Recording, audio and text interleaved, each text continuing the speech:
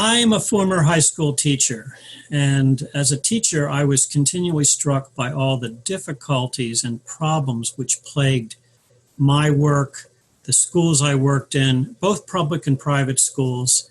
And I always wondered, why is this such a difficult and stressful and troubled environment to work in? Why is this such a difficult job? And eventually I quit. And I went and got a PhD, and I've been studying the teaching force and the characteristics of teachers and the teaching job ever since, trying to ultimately answer those questions I originally had as a teacher. The thrust of my work is to try to uncover and discover the ways in which the setup of schools and the setup of the work of teachers, the characteristics of the workplace and the job, themselves undermine the performance of teachers and the quality of teaching. Yes, it's certainly true that there's some weak teachers out there. However, the thrust of my work is to try to figure out the way schools and their setup and the characteristics of the teaching job themselves undermine quality of teaching and negatively impact the performance of teachers.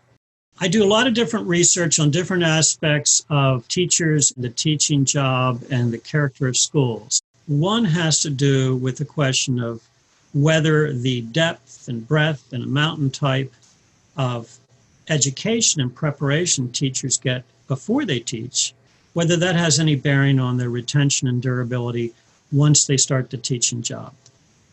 A second project looks at what changes, if any, has the teaching force, elementary, secondary teaching force, undergone over the last 30 years. It turns out very significant demographic changes in the teaching force have happened. And a third project looks at the much discussed crisis over the minority teacher shortage. The idea is that we're becoming more racially, ethnically diverse as a nation, but our teacher force isn't.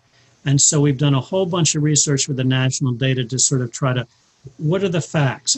Have things changed, and in what way, and where do things stand?